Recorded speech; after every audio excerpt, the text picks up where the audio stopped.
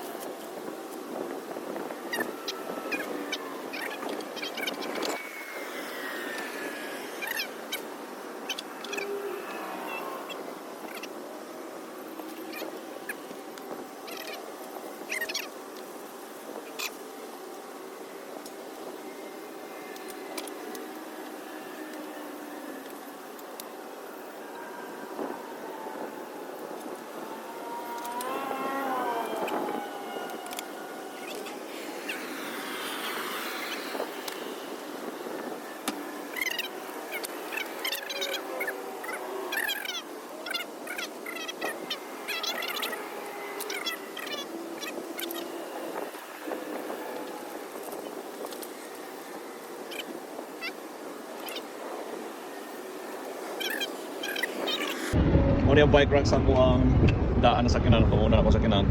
Dili sa akong palit kay mahal. So, mahal po na siya. Yan, sayang po ba? So pwede rin po na ako ni kabit na ito sa nakuan. Ang problema ni, kaya anong dili na siya pang Jeep Wrangler. Kaya ang pultahan niya, kawa, bangga siya na. Kaya dili gini siya pang kuan. Sa pag-i-drop na ako nito. Boom. Bangga gihapon siya. Pwede rin dahil. Pwede rin.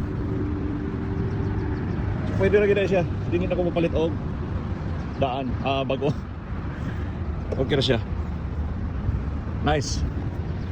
Boom. Oop. Oh, okay na kayo. So muna na siya itsura. Wala pa na siya na-fix. Yan siya. Okay. So nindot. Tama rin tayo. Woo, perfect. So yun natutanaw dito sa camera kung dili pa siya nakaharang.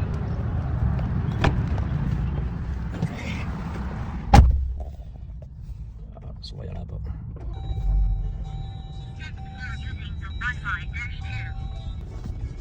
Reverse na to.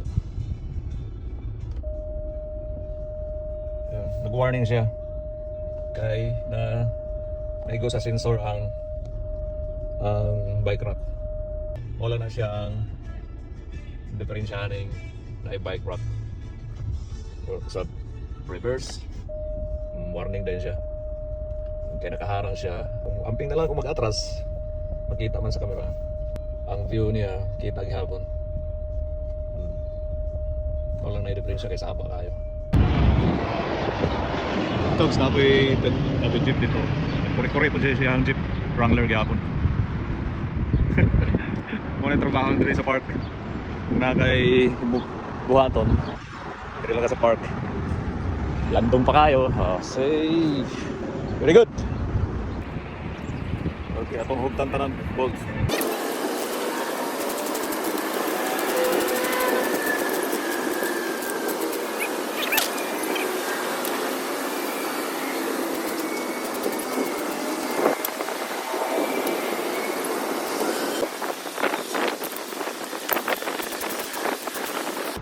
Na ito kung nilitaw sangko. Whoops! Sayad na siya kaya na-fix na siya. Sayad na siya. Kanina wala pa na na-fix. Wala pa siya.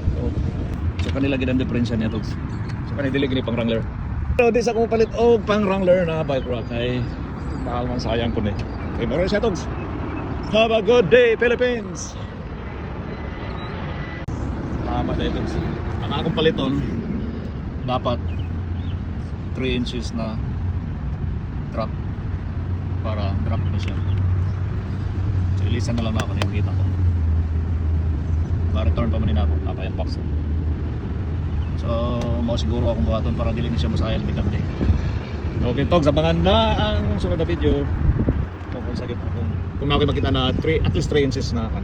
Unta na 3 inches pero ibalo ko na 4 inches drop.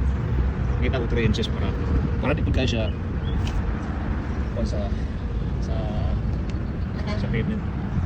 Okay.